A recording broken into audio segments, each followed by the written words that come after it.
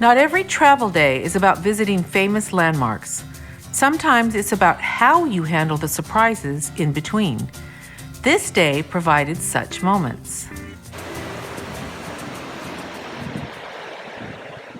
Good morning from Bayeux, France. Today we're leaving on our way back to Paris, and today's agenda includes the Paris catacombs.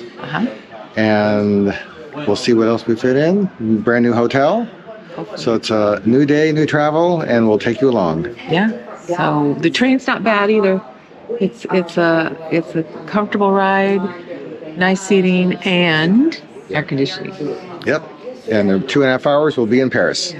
We left the Churchill Hotel early in the morning and made our way to Gare de Bayeux.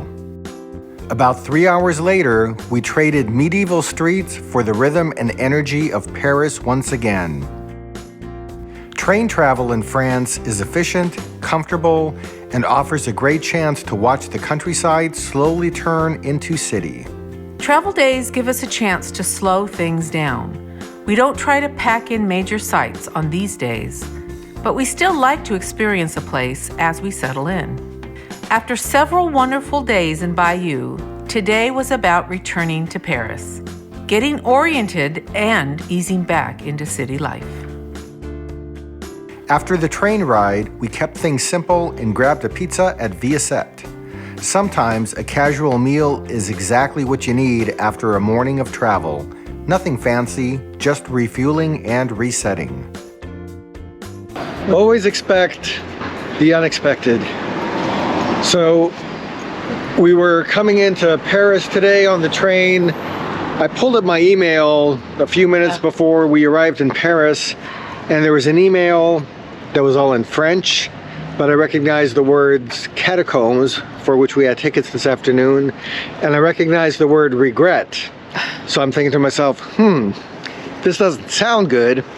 So I took out a section of the email, put it in my Google Translate, and I learned enough to come to understand that we would not be visiting the catacombs this afternoon because we are again impacted by a strike. Yeah.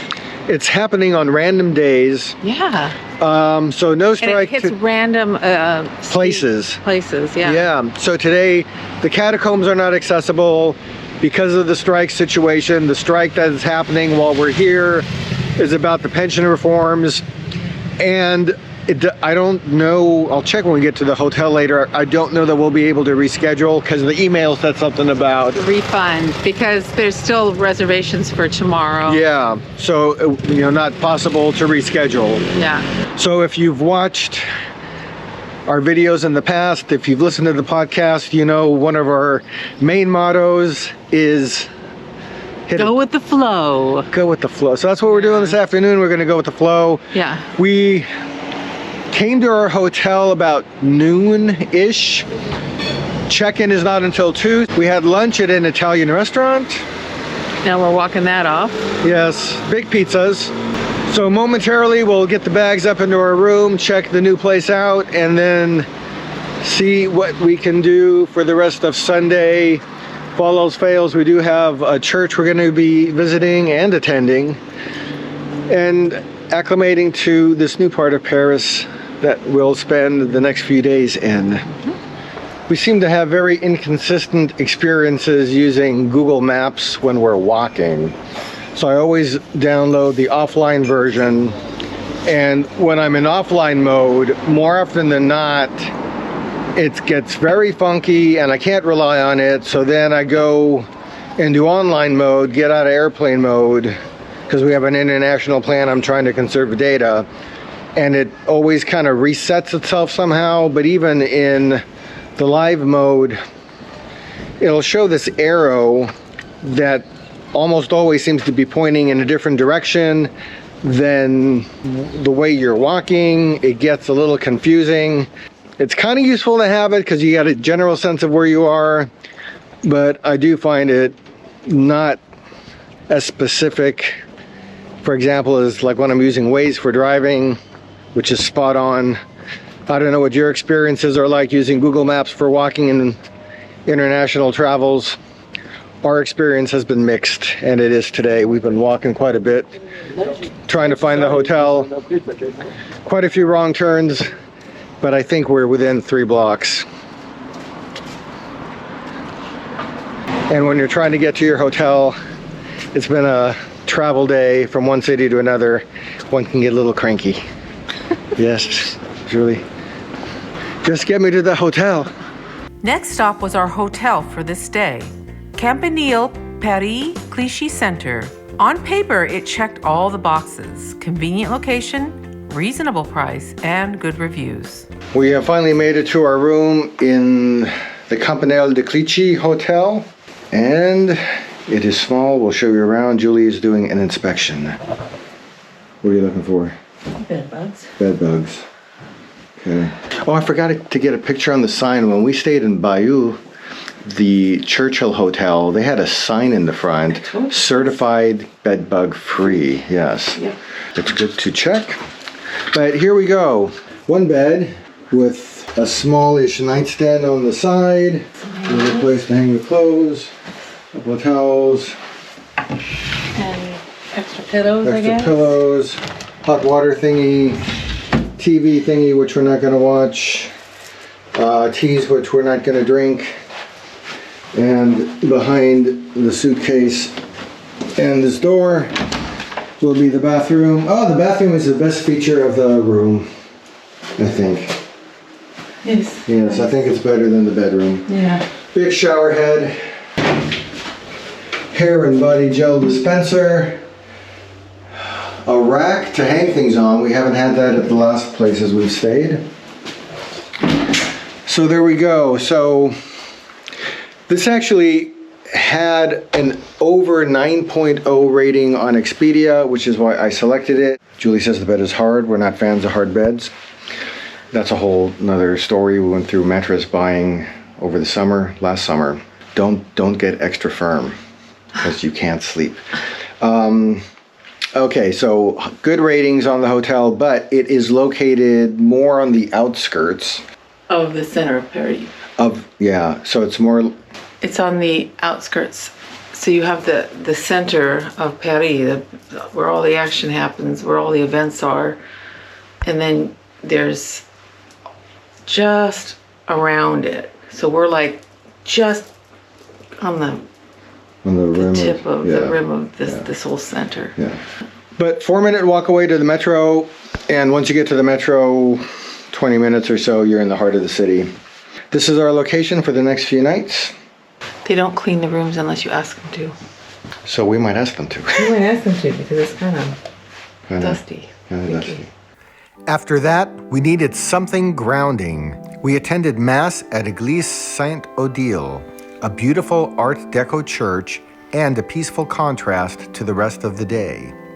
Built in the mid-20th century, this church is inspired by Byzantine architecture, but unlike many older Paris churches, it's constructed using reinforced concrete, a modern material that allowed architects to reinterpret traditional forms in a new way. Inside, the sense of space is immediate. The 3 domes, symbolizing the Father, Son, and Holy Spirit, rise above the nave, with light streaming in from monumental stained glass windows.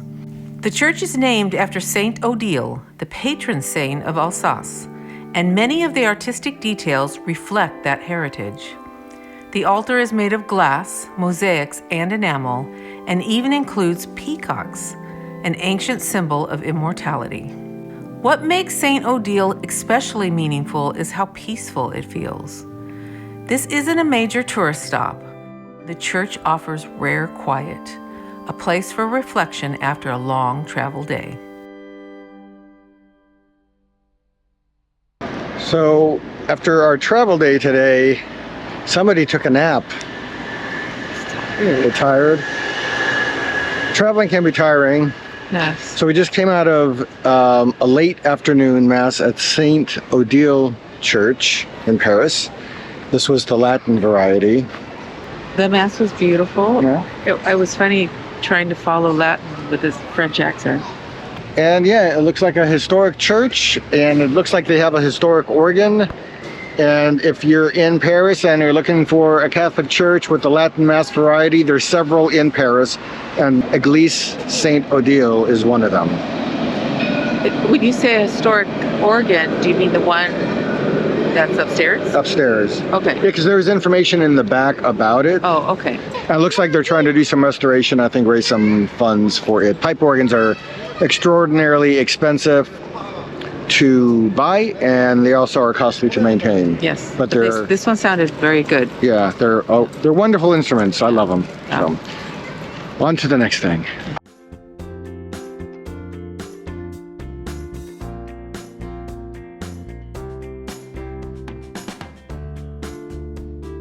We ended the day with Middle Eastern food at Tsum Tsum, talking through plans for the days ahead.